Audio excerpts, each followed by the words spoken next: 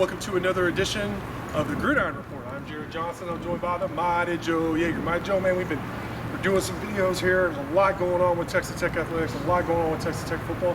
And one of the main things I think is getting lost in all these NIL deals, transfer portal, conference realignment, facility upgrades is, hey, there's actually season coming up. You know, and fall camp, I think report day is actually August 4th, local media day. We'll have a bunch of content from that. And then fall camp opens up the following day on August 5th. And then, hey, September 3rd is the season opener here at the Jones, where we're standing, you know, just outside the south end zone. So, Joe, first off, how you doing, man? It's been a while since we've been doing these videos. Yeah, doing great. How you doing, Drew? Doing great. And like you said, you know, like we were talking about, football season's almost here. You know, I love basketball. But man, football season, college football, there's nothing like it. You know? And a lot of memories made here at the Jones, and looking forward to the season. But going into fall camp, there are some questions about this team. And I think, you know, we're going to talk about in a separate video the quarterback battle and everything. Sure. So let's put that to the side. I know everybody wants to hear about that. But beyond that, what are some other questions you have with this roster? Well, you know, I think there's a few things. One of the things that's going to be the most interesting to me, and, you know, we're not going to really see how it plays out until the actual season begins. Right. But, I mean, is basically what's going to happen with the receiving core and tight ends inclusive. Right. Okay, because to me, that's the big, I mean, you hear Wes Kitley, you know, this is coming from Ann or Zach Kitley, excuse me, and let's just call him Kitley from now on. And it comes from McGuire as well, that he wants to get his best guys out there on the field, regardless of who they are, all right? And Texas Tech has three pretty doggone good tight end prospects. Cup is already on the Mackey list. Right. Teeter is the guy who I think is probably maybe the best tight end on the roster. Right. And then Tharp is the athletic freak, who we're all waiting to explode, you know, and live up to all that athleticism and size that he has. So, but the bottom line is, I mean, that's three pretty doggone. I don't know if there's any team in the Big 12 that has anything like three tight ends that have that sort of potential to them. I mean, you know, Iowa State has always had those great tight ends, but I don't know if they can match up with them this year. So you got that to think about, and how are they going to integrate that into the receiving package? You know, I think the tight ends actually may look a little bit stronger than the receivers per se. You know, I mean, you got Miles Price. I think this Jordan Brown guy is going to be really, really good, and, you know, a few others. But, you know, how is he going to work this? There's surely Kitley is not going to be running a lot of three tight sets, right? But you may see two tights out there quite a bit. You know, so that's just really something, at least on the offensive side, just to see how they work. Yeah, kind of along the same line is I want to see some two running back sets. You got Siraj, you got Taj, and I know they like Cameron Valdez. Coach McGuire was saying during Big 12 Media Days that he started off kind of slow in spring, but by the end of it, he was tearing it up. And Valdez really showed a lot. So I really like him. I like Bryson Donnell, the freshman coming in. I think you can step in at running back, a true freshman, and play. I think we've seen that before. You know, so that's a position that's possible and play at a high level. So I really like the running backs, and I want to see them really utilized. And then on the defensive side, I've said, I don't know how many times at this point this offseason, but I really like those trio of safeties, you know. But McGuire was saying, and I really believe him when he talks, because he'll tell you offensive line is his biggest concern over and over again, you know, which that's my biggest concern. But he was saying he really likes what he saw from the corners. So I wanted to get your perspective on that. What do you think about Texas Tech corners going into this year? Well, you know, I'm glad to hear him say that. Yeah, me too. Because frankly, I'm a little bit concerned.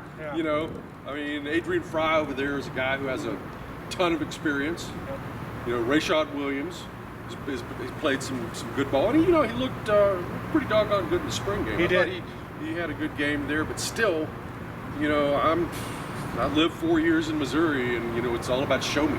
Right. You know, so the show me state. That's right. So I've got to see those quarterbacks to believe it and get out there and perform.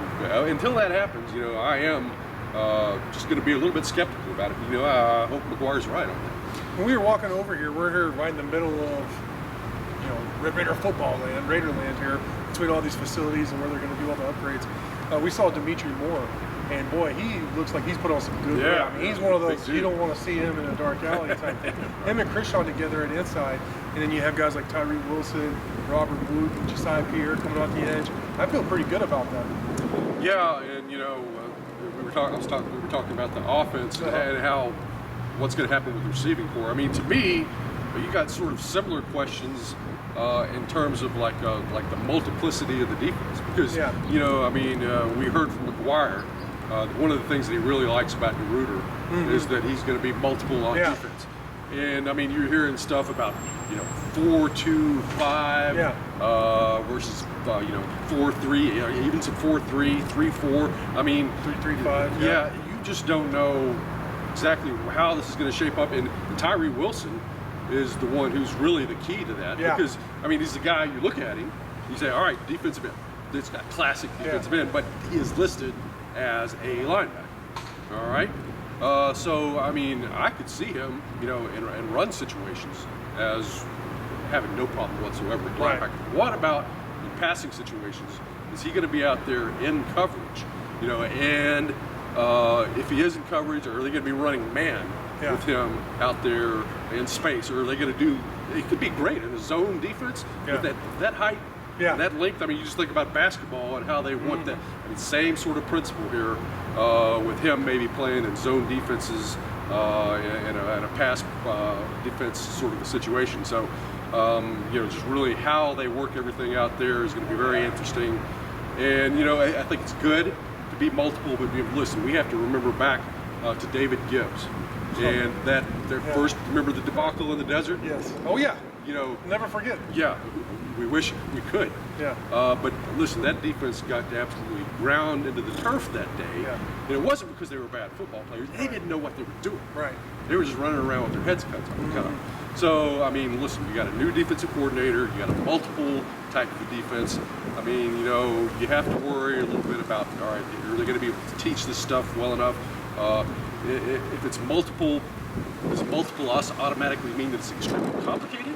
Yeah. Or can you have like multiple formations that basically just run one or two things out of each formation, and maybe it's not quite that complicated. Yeah. So, you know, that's again something to look at as well. It is, and DeRuyter has a good track record though. So and actually in asking Tyree Wilson at Big 12 Media Day, great minds think alike. Joe, I asked him, you know, how are they going to utilize you? He said he will be going with the hand and dirt on the line some, but he will be standing up some. He's going to be mostly utilized as a pass rusher. He said, my job is to affect the quarterback, and that's what I plan on doing. And I asked him if he thinks he'll be in coverage a lot. He said he doesn't think so. He will be some. And then I asked him, have you done that before? He said he did it at the previous school, which he didn't want to mention, which I appreciated that, you know? You're right. But no, at A&M, this is his previous school. He did play in coverage some. He literally said, look at me. I'm a pass rusher. That's what I'm going to do is get after the quarterback. So, which was good to hear. So I think the final thing for me is the right side of the offensive line. They also at Big 12 Media Day, they mentioned Cole Spencer, they figured was going to play right guard. They moved him over to center. I think that was something they probably needed to happen. They needed to solidify that center spot. He played tackle in Western Kentucky, and he was an all-conference tackle for Zach Kidley at Western Kentucky. So he knows the offense, which I think is what they're going for. He has that kind of athleticism, ability, and smarts and all that. So that means what's going to happen at right guard, what's going to happen at right tackle, and I think that is, that's one of the biggest questions, or two of the bigger questions going into fall camp. Yeah, there's no doubt about it. I mean, you know, you got new guys over there, and you know, it's not like you're bringing in all pros or anything like that. There's questions, you know. I mean, all conference, great, but I mean, you're stepping up competition, the Big 12 here. So you know, we're just gonna have to see how it goes, but it's definitely a source of concern. Offensive line is just so critical. It's like quarterback in a way, because if you got a weakness there, they're gonna exploit it. You can't hide it. You know, so these guys, they've got to be at least serviceable, and you know, that's just something we're gonna see. Well, great stuff, Mighty Joe, as always. And like I said, we're gonna have a lot of content from local media day, and then as fall camp opens, as much access as they give us, we're going to take, right? We'll have tons of content leading up to the season kicking off on September 3rd. So with that, I want to thank you for watching, and until next time.